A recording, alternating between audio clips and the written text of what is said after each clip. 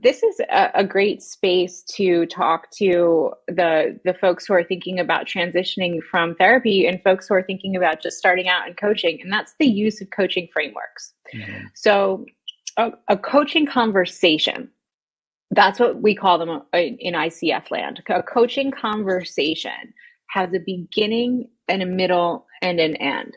And sometimes a coach will move a client based on what they've agreed upon through a singular issue in a session, or sometimes coach and client will agree to a series of sessions to move through an individual issue. And the framework that we use gives the coach and client together a transparent roadmap that we're moving down point A to point B. It's not a secret. It's not hidden. There's no treatment plan. It is an agreed upon path forward. And we're going to play around with that today. So let me take a look at the chat here. Lorraine, you've been waiting to coach for a really long time, since 2000. Oh my goodness. Yeah, and folks who are in their 20s can be great coaches if they're well trained. According to coach training and coaching theory.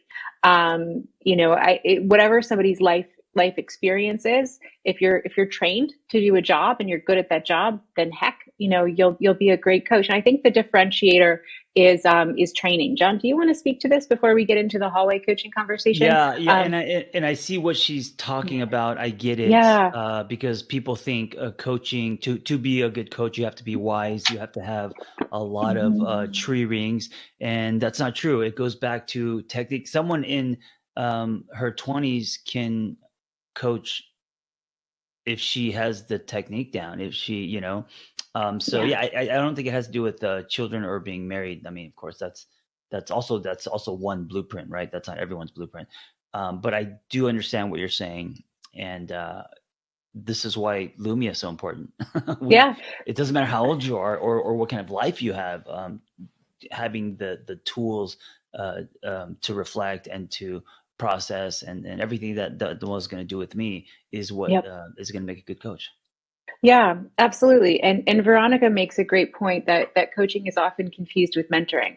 A really important way to think about this is that when you're coaching someone, you're pulling information out of them. And when you're mentoring someone or when you're consulting, you're pouring information in. So it might be that where Lorraine and Laura are talking about the lack of life experience is this idea that if you're coaching, you're pouring your own life experience into someone. And that is absolutely 100% not true.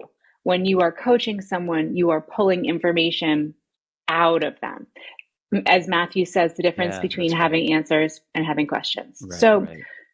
The hallway coaching conversation comes from the space of corporate coaching.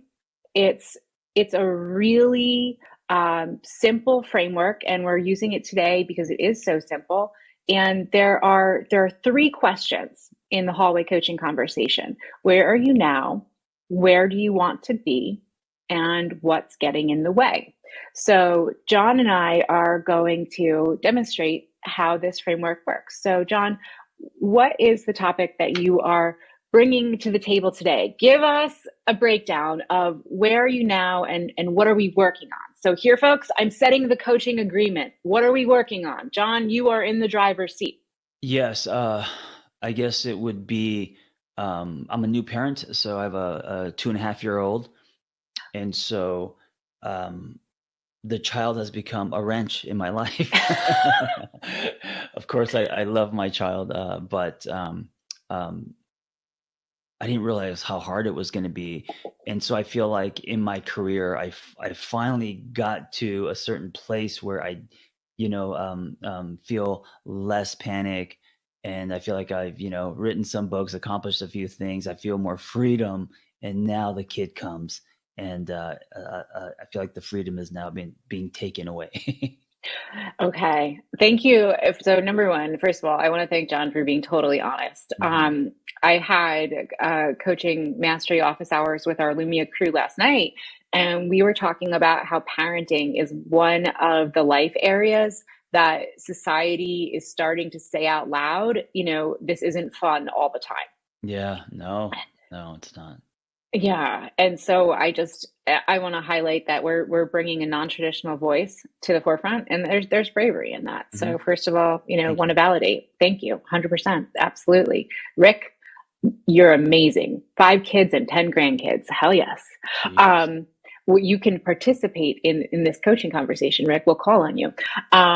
So that's where you are now, and then also thinking about what John shared a little bit earlier about how meaningful it was to have that first $20 land, Mm-hmm. and how meaningful it was to be able to color outside the lines and have that coaching conversation on a blanket. That there seems to have been years leading up to this point of this idea of stability, making it. And the metaphor that you use, metaphors are very important in coaching, is that your child is like a wrench, right?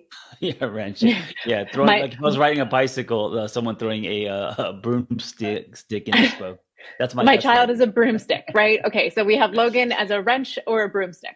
So Yes. where are you now? I have a wrench and a broomstick, and then let's go. Where do you want to be? So now, what we're doing with this question in the hallway coaching conversation is we're setting up a future vision, because in coaching, as we're moving through that arc of strategy, we know where we're going. We need to know where the end state is, what that future vision setup is, so that we can move from point A to point B within the context of coaching with strategy.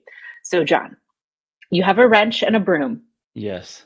Where would you like to be with your wrench and your broom? Let's just see, the broomstick is right now in the spokes, right, which is preventing the bicycle from moving. I would like to ride the broomstick. I would like for the broomstick to be on the handlebars, or me on it, where we are moving together and flowing, and also able to be nomadic and travel and taste foods and do all the things that I've been dreaming of, instead of it being in the spokes.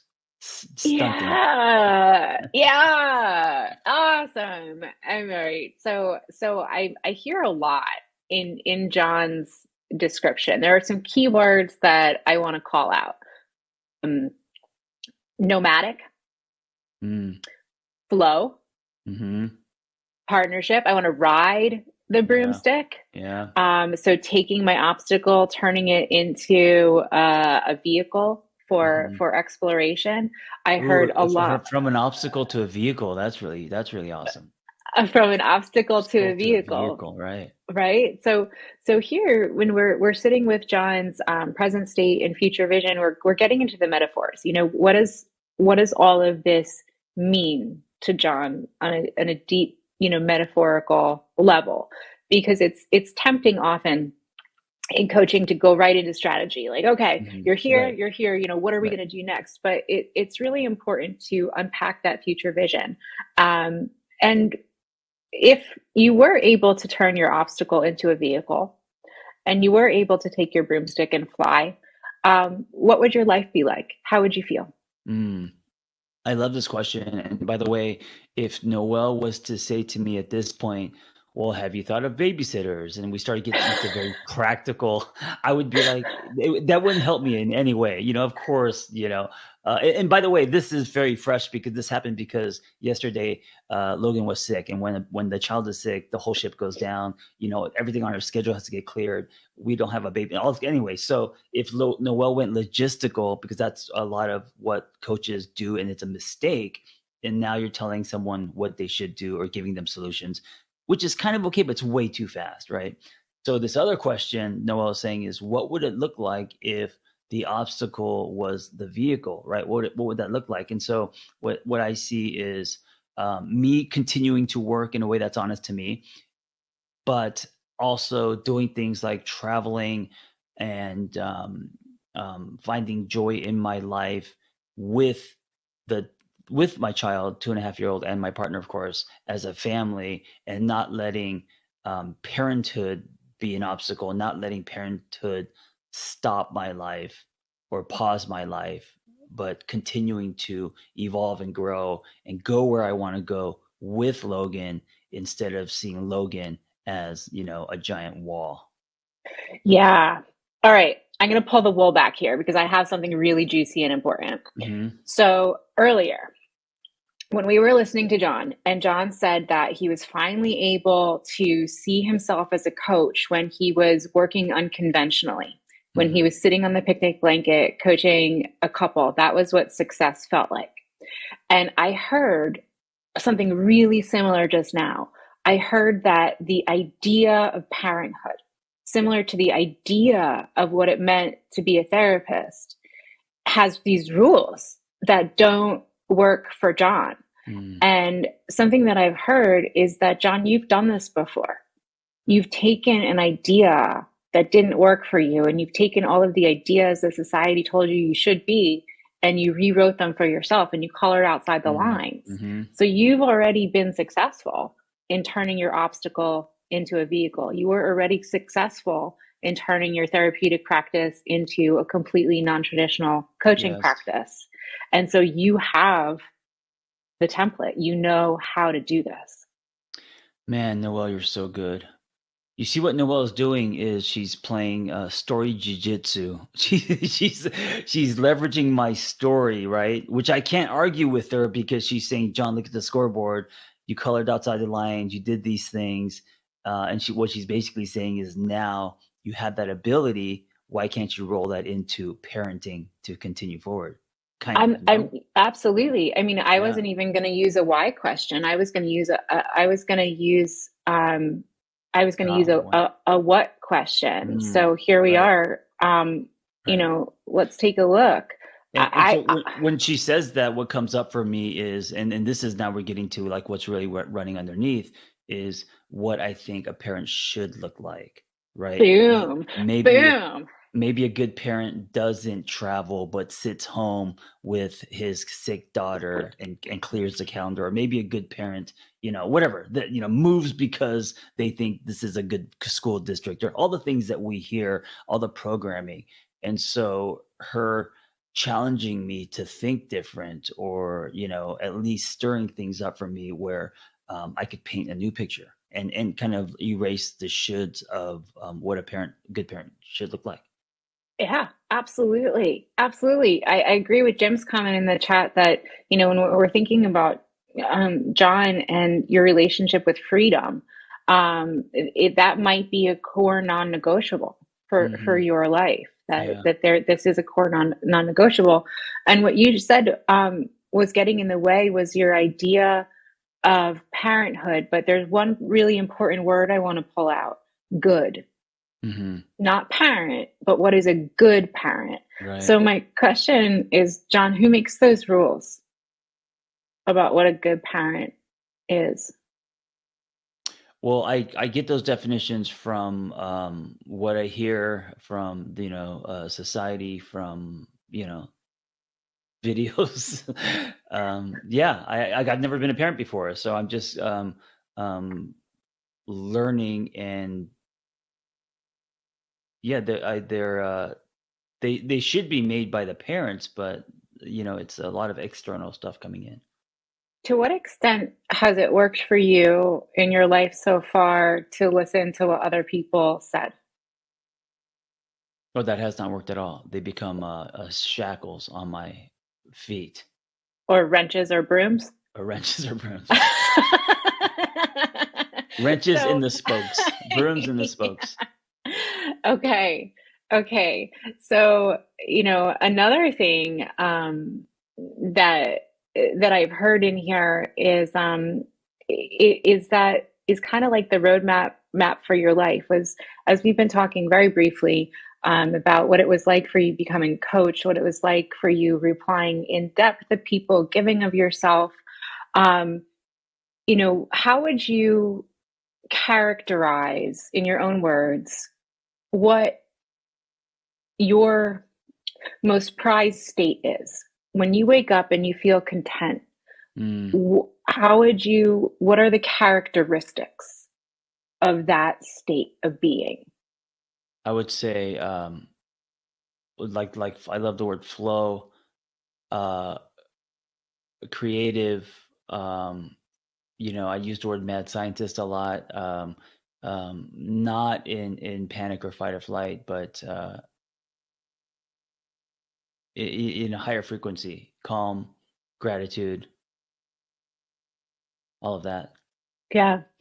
So when I was listening to you, I heard the word mad scientist, and you've used that a couple times along with being able to create. So what are the characteristics of being creative for you? Courage, building the bus while you're driving it, the leaning into uncertainty, splattering paint, not being stuck. Yeah, moving no matter what. Yeah. Yeah. Awesome. So there are some really great questions in the chat. Let's pause for a second and tackle these. Lacey wants to know, or let's see. Yeah, Lacey said, do clients ever get frustrated with all of the questions? When you're sitting for a real coaching session, silence is actually a really important coaching tool. And appropriate coaching technique is for the coach to sit there until the client does have the space to really work through the questions. And if the client isn't able to answer the question clearly, coach and client will regroup and brainstorm and take a different approach. But let's ask John, what has it been like for you in this moment to sit as I've asked questions? Yeah, I think the questions helped me. I think if she was to start telling me what to do, or that would push me away. Questions bring me in, makes me think, and expands me. Her telling me what to do would constrict me and make me push her away. So yeah, I think questions are powerful. Are good. I don't think there's enough. As long as there is a path and they all make sense, and you don't go from asking me questions about parenting to like what my favorite color is. Like, as long as they make sense, then it's a progression. Yeah, absolutely. And so there are other coaching techniques that we're not demonstrating here, and they are mirroring and reflecting. So if we had more time, what I would be doing is saying, John, this is what I think I hear. And I would summarize it, and did I get this right? So let's close this up and move on to reframing. John, what I think I'm hearing is that when you are in your purest essence form, you're doing things differently. And if I were to mirror back to you and say, John, I think this is what you're telling me, I want to put it on the table for consideration in your relationship with your wrench or your broom, is whenever you feel that frustration or stuckness, would you be open to asking yourself, how can I do this differently? Yes. Awesome. So as you were observing me, asked John a lot of different questions, and John said it a bunch of times within the context of this conversation. It would not be helpful for me if you started moving to practical solutions. Right. This isn't about me, Noelle. It's all about John, and John is such a unique human that as a coach, I needed to center his experience and really try to understand it and then mirror it back to him. And John was forming his own understanding of his own situation as we were kind of rolling on with it. So, and Layla's right. Questions open up possibilities, and answers just kind of really narrow it down. Coaching is a partnership where the coach and client work together to, as we did today, define a future vision, develop an action plan, and achieve a client's goals. Loretta has a question. What happens when the client's trauma or mental health conditions come into the session? In coaching, this pops up in a lot of different ways. And for the most part, the expectation of coaches is that you're working with folks who are well. It doesn't mean that folks have not had past traumatic experiences. I certainly have, or have not had mental health issues that they struggle with. I struggle with anxiety currently. But when I'm in coaching, or I'm in a session with a coach, or when one of my own clients might bring something up to that effect, I, as a coach, might say, hey, that's a great topic to check in with your therapist on. Or, hey, I just want to flag that as something that needs to bounce back to your therapist. Or if something is really encroaching for a client, has happened to me many times during the pandemic, I would say to my client, we cannot continue coaching until you talk to a therapist, because you are telling me that you are clinically depressed right now. And that's the way we do. So if you have really specific questions about how that works, I would refer everybody to the ICF Code of Ethics and give it a read. It's a fantastic document, and it'll answer so many questions about the ethical interplay and how you're to function as a coach. And then what coach training does is gives you all of the juicy material to support the code of ethics and the how. So that's what we're doing today. We're giving you the questioning technique, and then we're giving you a coaching technique. And these tools are used to redirect and shift people's perspectives. So John, how's that going for you since we've been chatting today? How are you feeling about your relationship with your wrench and your broom? I'm feeling better because I see different possibilities. I'm more now curious instead of, waving the white flag. And I am taking away, I think the most powerful thing I'm taking away is you saying, how can you do it differently? So when someone asks that question, at least for me, because the way that I am and I'm wired, the mad scientist in me is being fed, and it's it's invigorated, right? So when someone says, how can you do something differently? Other people may be defensive. Other people may be like, well, why I can't, or whatever. But for me, it's actually 92 octane. It's fuel. It's a spark. Gets me excited. So then now I start thinking, oh, how can I parent differently that isn't,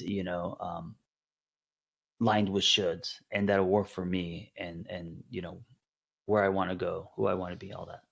Oh yeah. And and I think too, this is what cognitive reframing is. And this is another reason why coaches ask questions, because we can't assume that somebody has a certain relationship with the word different. John just said that for him, doing things differently is invigorating. And for others, that might not be the case. And so we need to ask the questions. And that was a reframe that John just offered about his relationship with the word different, how we do things differently, that helped shift his perspective around, a specific belief. What do you think the true impact of coaching is, John? I love the word catalyst. I've been saying it for so long. I think the impact of coaching is two people colliding, and through tools, through everything that you learn in Lumia, it's not just a kind of a reckless collision. It's a collision with intention, where two people take away different things, but that collision is powerful in that it moves people forward.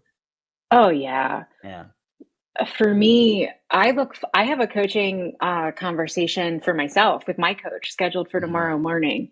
And I can't wait, because I get to dump out all my life Legos on somebody else's lap and say, look at this mess.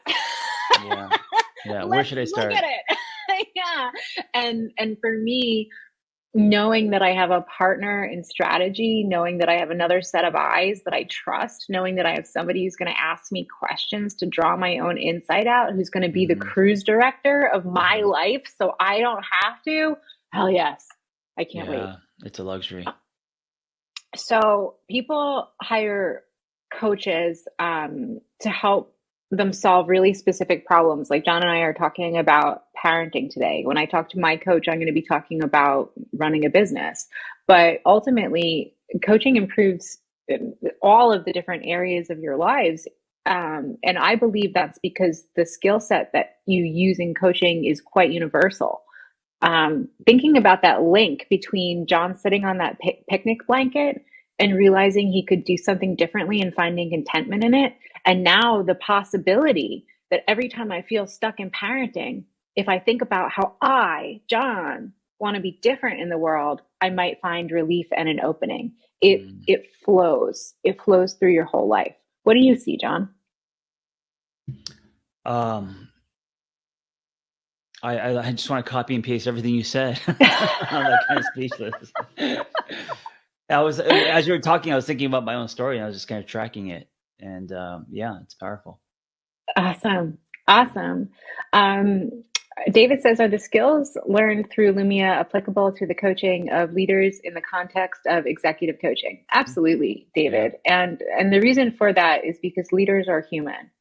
And humans need the same things to solve problems. And that's why anybody who's a good coach can coach anyone on any problem, because you're curious and you ask the right questions. Matthew says, how is this specific problem is identified? The client brings it.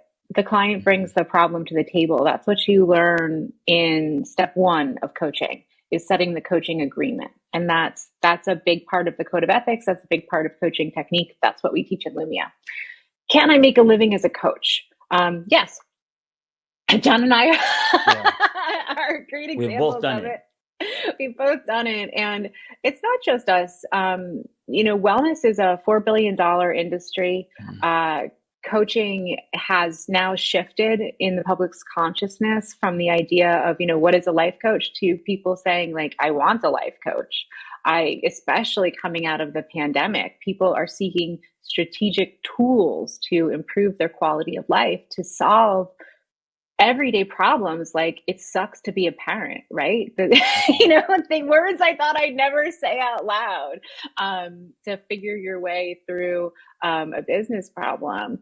And these are lots of different ways that folks can do it. Working for yourself in your own coaching business. I'm thinking of, oh gosh, there are so many of our coaches who are doing this. Who's your shining star right now? I'm thinking about Rena. Who's just killing it. She just signed a book deal. She's part of your TAT platform. She's doing sexuality coaching for women.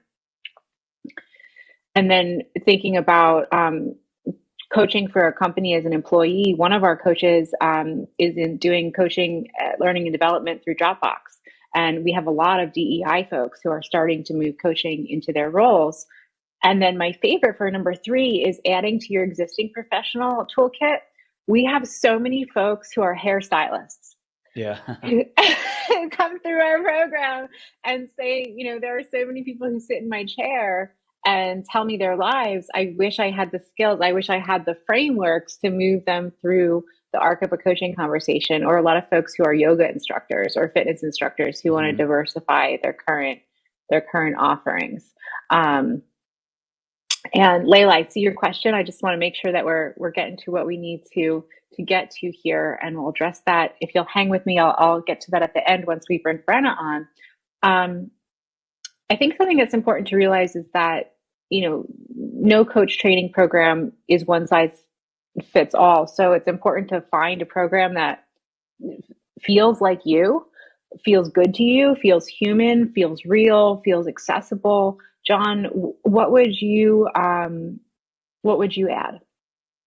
Yeah, I don't think it's a one size fits all. I think you have to think about the coaching company's message, their spirit, what they stand for, and their community.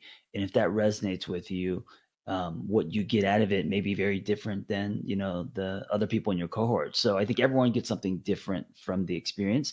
So you have to ask yourself, what is important to you and what do you want from this experience? Yeah, for me, the magic of Lumia is in the diversity of our student body, and how much I learn from everyone who comes through our doors, and just what a rich network it is of humans. Our program is science-backed and evidence-based. There is an amazing body of research that supports coaching, and it's growing every day. Research is incredibly important to our field and to our space. The science of neuroplasticity is new. That was only formally established in 2005.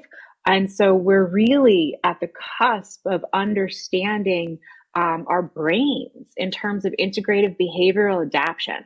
What does that mean? What that means is every time that John is frustrated with parenting, John, I'd like you to put a rubber band on your wrist. I have one. I Biofeedback. have one Great. already. This So is my snap ponytail. it. Snap it every time you get frustrated with parenting and ask yourself, boom, with that little sting of the elastic, how can I do things differently? How can I color outside the lines in this moment? And that is how the coaching technique works from the brain science perspective. So we love sharing that with our students. And Lumia prepares you for the world of coaching with the research, with the science, supportive coaching community, confidence in business building, and making a living as a coach.